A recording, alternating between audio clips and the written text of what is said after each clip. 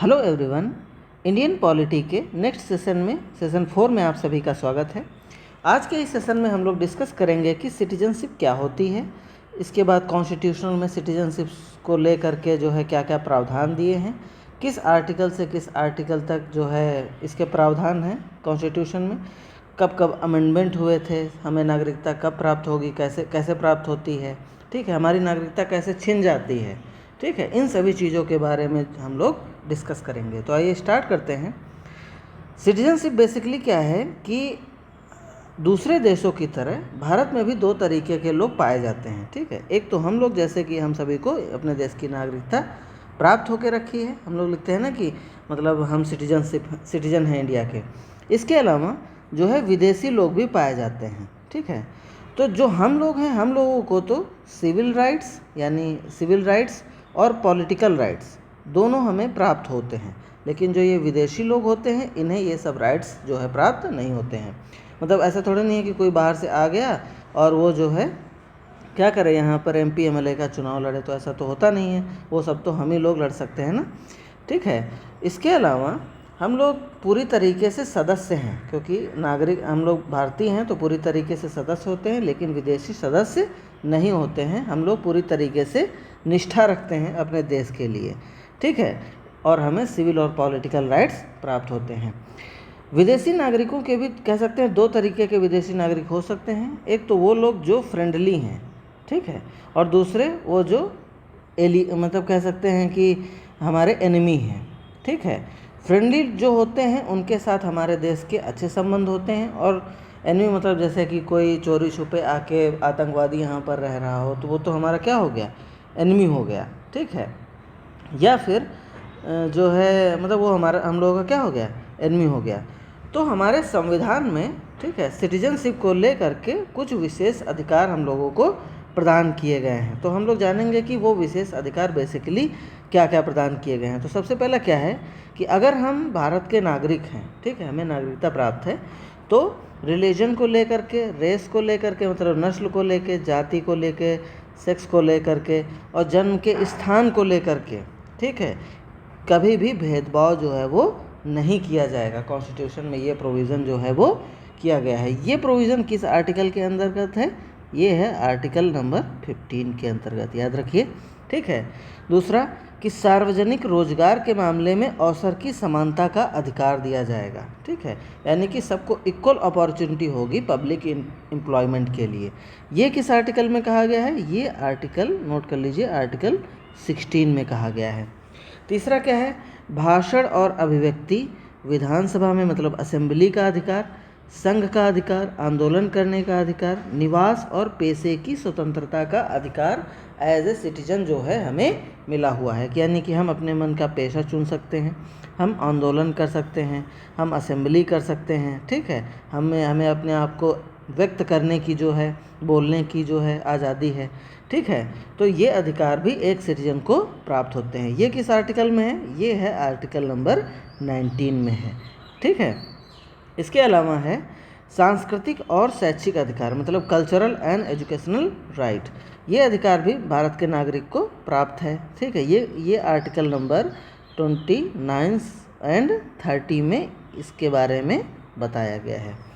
Fifth क्या है, लोकसभा और राज्यसभा के विधानसभा के चुनाव में मतदान करने का हमें अधिकार होता है, ठीक है, क्योंकि हम सिटीजन हैं, इंडिया के सिटीजन हैं, तो हमें लोकसभा या राज्यसभा के चुनाव में क्या होता है, राज्य विधानसभा के चुनाव में वोट करने का अधिकार प्राप्त होता है। उसके बाद क्या है, संसद और राज्य विधानमंडल की सदस्यता के लिए चुनाव लड़ने का अधिकार भी होता है, ठीक है। नेक्स्ट क्या है, क्योंकि हम लोग भारत के नागरिक हैं, तो भारत के राष्ट्रपति, उपराष्ट्रपति, सर्वोच्च न्यायालय के और उच्च न्यायालय के न्यायाधीश बन सकते हैं। राज्यों के राज्यपाल, भारत के अटॉर्नी जनरल और राज्य के महाधिवक्ता जैसे कुछ पदों को धारण करने की पात्रता भी हमें मिली हुई होती है। तो एज ए सिटीजन होने के ये इतने सारे फ़ायदे हैं, और हम लोग रेगुलर रोज़ की लाइफ में इन सभी फ़ायदों का उपभोग भी करते हैं। तो बात क्या है कि जो नागरिकता है, ठीक है, नागरिकता से संबंधित हमारे संविधान में कौन कौन से आर्टिकल दिए गए हैं, ठीक है। तो आर्टिकल 5 से लेकर के आर्टिकल 11 तक जो है नागरिकता के बारे में प्रावधान हमारे संविधान में दिए गए हैं। ठीक है, तो आर्टिकल नंबर 5 में क्या कहा गया है? आर्टिकल नंबर 5 में कहा गया है कि संविधान के प्रारंभ में नागरिकता। उसके बाद आर्टिकल नंबर 6 में कहा गया है कि पाकिस्तान से भारत में प्रवास करने वाले कुछ व्यक्तियों को, ठीक है, कुछ व्यक्तियों के नागरिकता का अधिकार, उसके बारे में बात की गई है। आर्टिकल नंबर 7 में पाकिस्तान के लिए कुछ प्रवासियों के नागरिकता के अधिकार के बारे में बातचीत की गई है। इसके बाद भारत के बाहर रहने वाले भारतीय मूल के कुछ व्यक्तियों के नागरिकता के अधिकार के बारे में बात की, मतलब जो व्यक्ति भारत के बाहर रहते हैं लेकिन वो भारतीय हैं, तो उनके बारे में आर्टिकल नंबर 8 में बात की गई है।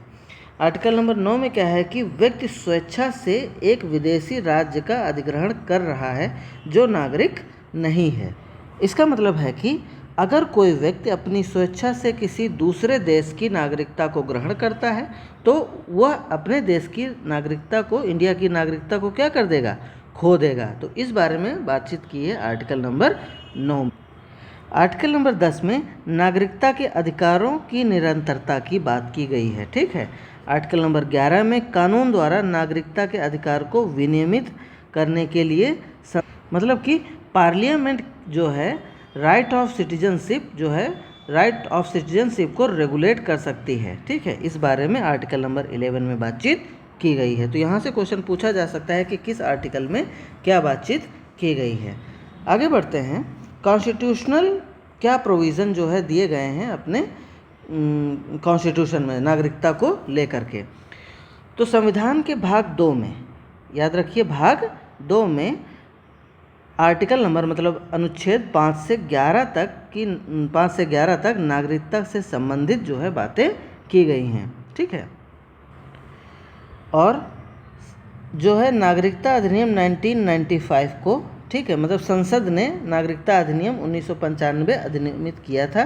ठीक है, जिसे 1957 में, 1960 में, 1985 में, 1986 में, 1992 में, 2003, 2005 और 2015 में क्या किया गया? संशोधित किया गया।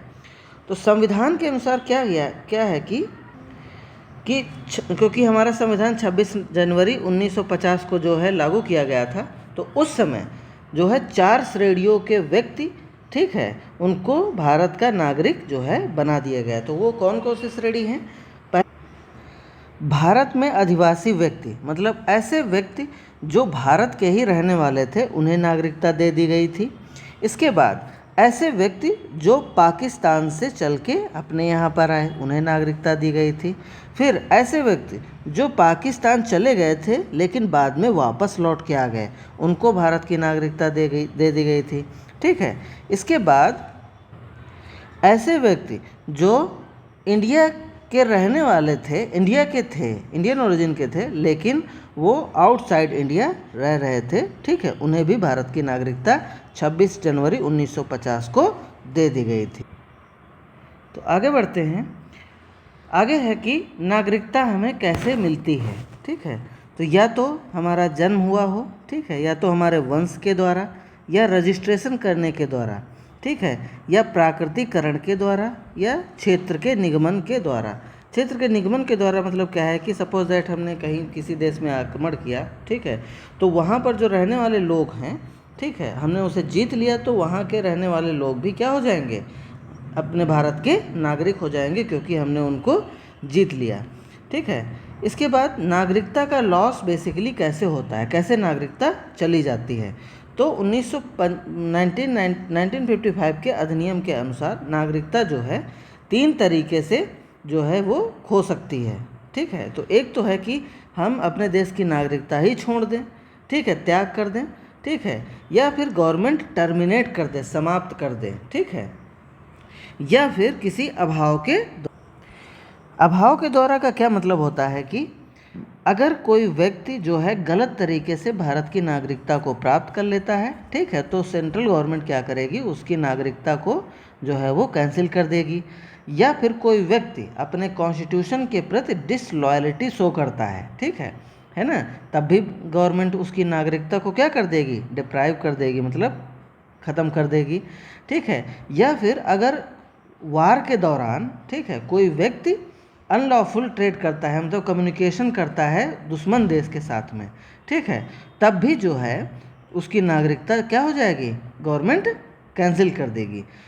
या फिर अगर कोई व्यक्ति जो है अपने देश से, है ना, क्या हो, बाहर रहे लगातार 7 साल के लिए, तब भी उस व्यक्ति की नागरिकता क्या हो जाएगी, कैंसिल कर दी जाएगी।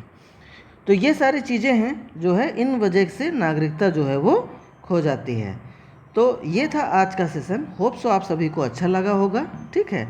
तो do like and subscribe our channel. Thank you, that's all for the day, keep learning.